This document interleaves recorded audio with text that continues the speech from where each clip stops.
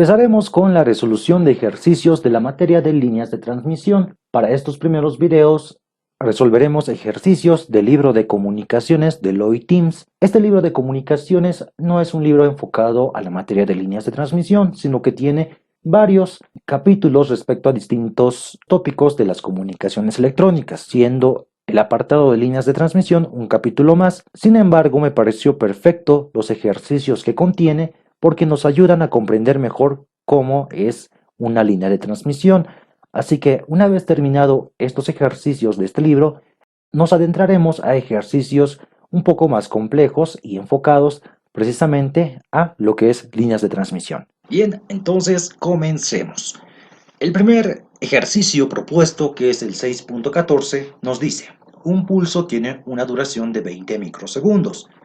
¿Cuánto ha avanzado sobre la línea de transmisión el extremo anterior del pulso cuando el posterior aparece en el extremo de la línea correspondiente al generador? Y nos da la respuesta. Lo primero que vamos a comprender de este ejercicio es qué es una línea de transmisión. Bueno, pues este es el modelo elemental de una línea de transmisión. Es un circuito con un generador y una carga, donde la carga es pues el receptor que va a recibir la información que envíe el generador.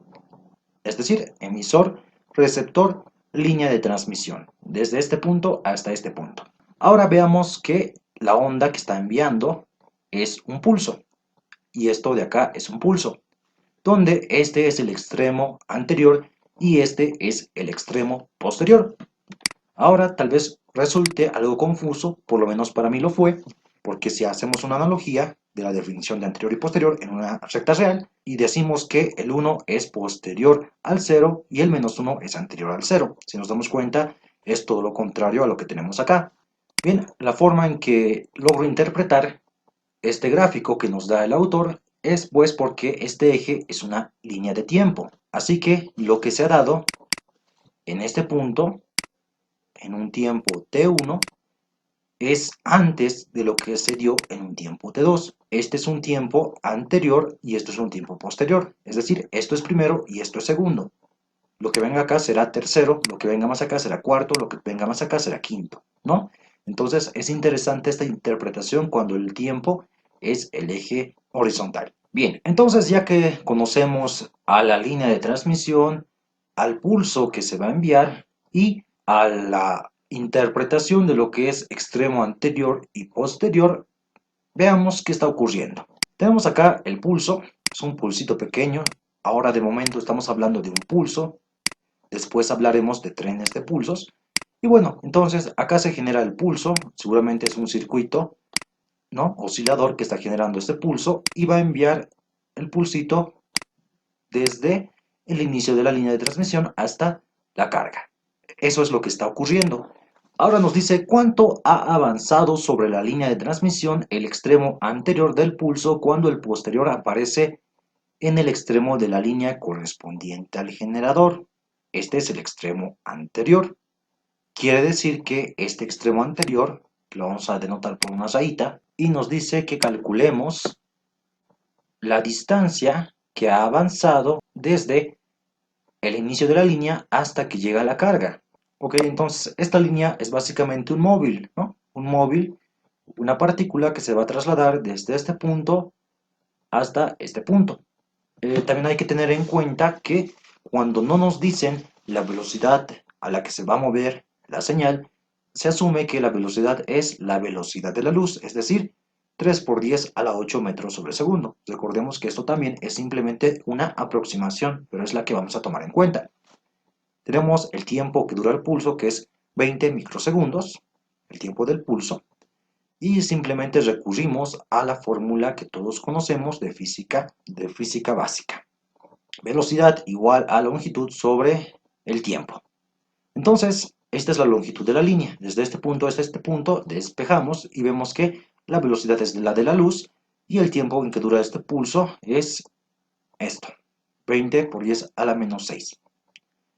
Ahora, ¿por qué estamos escogiendo este tiempo? Es porque cuando esta rayita de acá se traslade de acá hasta acá, está ocupando todo el ancho de pulso, es decir, todo esto. Eso es lo que nos dice el enunciado. Entonces simplemente Reemplazamos en la fórmula y tenemos que 3 por 10 a la 8 por 20 por 10 a la menos 6, porque estamos hablando de micros, esto es igual a 6000 metros. Y ya hemos resuelto el ejercicio. Ahora el ejercicio 6.15 nos dice, determínese la duración de un pulso tal que su extremo posterior se da en el generador justo cuando su extremo anterior alcanza la parte media de la línea de transmisión de 10 metros. Supóngase que la velocidad de las ondas electromagnéticas es la misma que en el espacio libre. Entonces nuevamente tenemos acá un pulsito. Tenemos un pulsito que va a generar este generador y que partirá del inicio de la línea de transmisión hasta el final. La longitud de la línea es de 10 metros. El tiempo que dura el pulso no nos está dando, de hecho es lo que vamos a calcular porque nos dice que el extremo posterior se da en el generador, es decir, el pulso termina cuando su extremo anterior alcanza la parte media de la línea de transmisión. Entonces, digamos que acá, en este puntito, se encuentra la línea media. Entonces, cuando el extremo anterior llegue hasta este punto, recién inicia el extremo posterior. Entonces, este es el tiempo del pulso del ejercicio. Veamos nuevamente, no nos dan la velocidad, sin embargo nos dice que la velocidad de las ondas electromagnéticas es la misma que en el espacio libre, es decir, estamos hablando de la velocidad de la luz. Ahora sí tenemos la longitud que es de 10 metros, pero ahora en el ejercicio tenemos que analizar cuando estamos a la mitad de la línea de transmisión, es decir, 5 metros. Y nuevamente de una simple fórmula de velocidad. Despejamos el tiempo que dura el pulso y tenemos 5 metros entre la velocidad de la luz. Y como resultado eso nos da 16,667 nanosegundos, que se corresponde al resultado que nos dio el libro. Ahora, si nos damos cuenta en los dos ejercicios que acabamos de resolver, tenemos ondas. Podría ser un pulso, podría ser un tren de pulsos, podría ser una onda senoidal que se va a repetir. Cualquiera de estas se va a repetir varias veces antes de que llegue al punto de partida. Y ese es el tipo de señales, el tipo de transmisiones que vamos a tratar. Si es que la onda es lo suficientemente grande como para que no se termine de completar antes de que se pueda recorrer toda la línea de transmisión, ese ya es otro cuento. Ahora el ejercicio 6.16 nos dice, una línea de transmisión tiene una longitud de 80 metros, acá está. La línea se alimenta con un tren de pulsos de duración cada uno de ellos de 15 nanosegundos y espaciados entre sí en 25 nanosegundos. Acá está nuestro tren de pulsos. La duración de un pulso es de 15 nanosegundos y el espacio que existe entre ellos es de 25 nanosegundos. ¿Cuántos impulsos pueden estar en la línea en cualquier tiempo dado? Supóngase que la velocidad de las ondas electromagnéticas en la línea es la misma que en el espacio libre. Nos da la respuesta. Entonces, asumimos que la velocidad es la velocidad de la luz y nos pide hallar cuántos pulsitos se van a dar en toda esta distancia. Para empezar, voy a hallar lo que es el tiempo total, o bien podría ser el periodo de este tren de pulsos. Si nos damos cuenta, el tren de pulsos viene de la siguiente manera. Está compuesto por el espaciado y el propio pulso, y luego esta misma onda se va a repetir una y otra vez. Así que si yo hallo el periodo o el tiempo en el que dura esta forma de onda, es pues el tiempo del pulso más el tiempo del espaciado, es decir, 25 más 15 igual a 40 nanosegundos. Es lo que me dura esta forma de onda. Ahora veamos cuánto tiempo se demora una forma de onda en partir desde este punto hasta este punto, es decir, del generador a la carga. Despejamos, como recordemos, la onda que se va a trasladar por esta línea, lo asumimos como si fuera una partícula sin aceleración ni nada, es decir, podemos modelarlo como una partícula en movimiento rectilíneo uniforme. Y utilizamos la formulita que hemos utilizado desde física básica. Velocidad igual a distancia sobre tiempo. Reemplazamos, la distancia de la línea es 80 metros, la velocidad es la velocidad de la luz y tenemos como resultado que el tiempo que va a tardar una onda en pasar del generador a la carga es 266,667 nanosegundos. Ahora hagamos el siguiente análisis. Tenemos acá distintos pulsos que se dan, entonces sabemos que estos pulsos se van a llenar, por así decirlo, en este tiempo. Acá está. Ahora, ¿cuántos de estos pulsos, es decir, n, se van a dar? Entonces 40, el tiempo de duración de la onda, multiplicado por el número de pulsos que se van a dar. Eso va a ser n. Entonces 40 por n es igual a 266. Despejo n y tengo 6,667 pulsos. Y esta sería la respuesta. Pero no, acá me dice que son 7 pulsos. Entonces, ¿qué está ocurriendo? Bueno, pues recordemos que nosotros tomamos el tiempo del espaciado más el tiempo del pulso. Puede ocurrir que en este pequeño decimal que tenemos acá sí se pueda dar un pulso sin su espaciado. Entonces hay que hacer el análisis de si acaso está ocurriendo esta situación. Sabemos que esta es una unidad. Si colocamos una coma, acá tenemos un decimal. Y para que acá se aumente en una unidad, tendríamos que aumentarle 10 decimales. Es decir, yo puedo tener 6,1, luego 6,2, 6,3, 6,4, 6,9 y finalmente tendré 7. Es decir, he añadido 10 unidades después de la coma decimal para poder aumentar esto en una cifra. Entonces hagamos algo similar. Probablemente el tiempo que dura un pulsito se esté dando en esta decimal. Entonces lo que haremos es que estos 40 nanosegundos, que es el tiempo que tarda toda la onda, lo vamos a dividir en 10 partes. En total serían 4 nanosegundos. Y lo vamos a multiplicar por el primer decimal. Y de esa manera tenemos en nanosegundos el equivalente de este pedacito que nos sobra. Entonces tenemos 24 nanosegundos que nos va a sobrar. Es decir, vamos a tener acá nuestros 6 pulsos, 3, 4, 5 y 6, y nos va a sobrar un pequeño espacio. Este pequeño espacio es de 24 nanosegundos.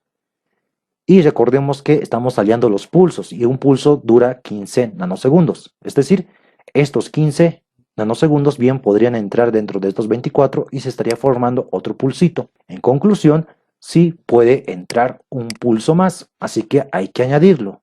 6 más 1 me da 7 pulsos, que es el resultado que hemos hallado.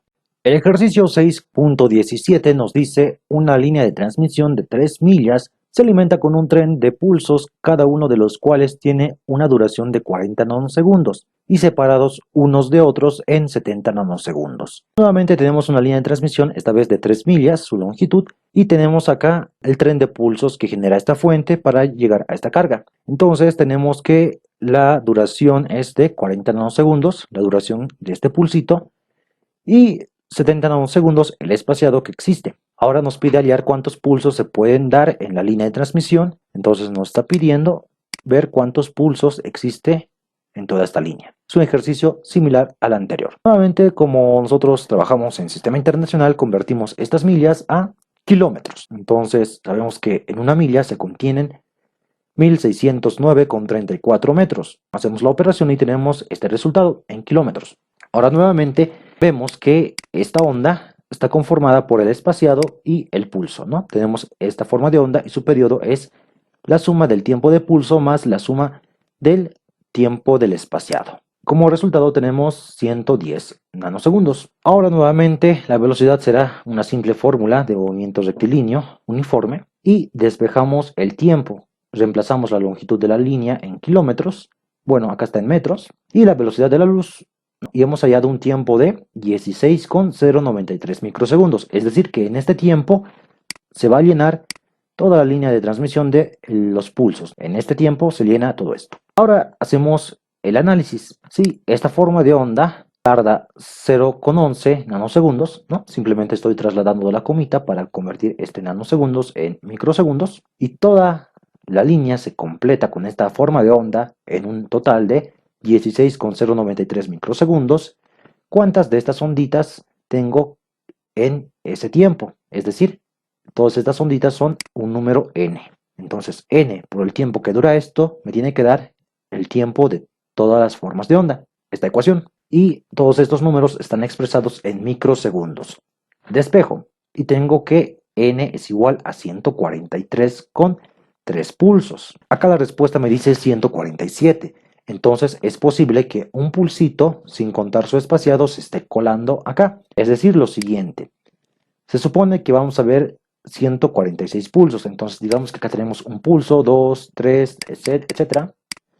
hasta llegar al 46. Y acá nos queda un pequeño espacio. Posiblemente en ese espacio quepa un pulso pero sin el espaciado. Entonces tenemos que ver si eso está ocurriendo. Como en el ejercicio anterior, recordemos si tenemos un número entero, digamos el 7, y nosotros colocamos una coma decimal y aumentamos, digamos, un 1, luego un 7,2, un 7,3, tendríamos que llegar a un 7,9 y tenemos que aumentar una unidad para poder aumentar acá otra unidad. Es decir, si quiero llegar al 8, tengo que sumarle en esta parte 10 unidades.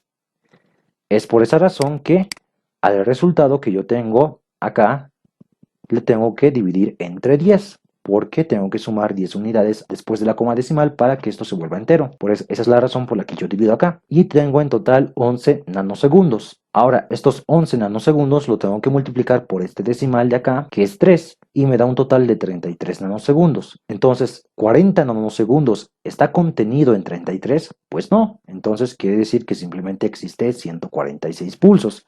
Si nos damos cuenta, este pequeño análisis que hice es similar al anterior, de hecho es el mismo que el anterior ejercicio, y sin embargo, acá la respuesta me da 147, cuando vemos que simplemente son 146 pulsos. Bueno, pues posiblemente es un error. Recordemos que errores en los libros siempre existen, o de repente yo estoy cometiendo algún error. Este ejercicio sería bueno que ustedes lo revisen concienzudamente, aunque yo diría que si es un pequeño error, tal vez incluso de taipeo, porque resolvimos el ejercicio de manera similar a este que se nos dio el resultado, y además hice la prueba aparte con la resolución del libro. En el libro tiene un ejemplo similar resuelto y utiliza otro análisis distinto al que yo hice acá, y de igual manera lo resolví aparte con el análisis que hizo el libro y tampoco resulta 147 pulsos, por lo que yo diría que es un error y que la respuesta correcta es de 146 pulsos.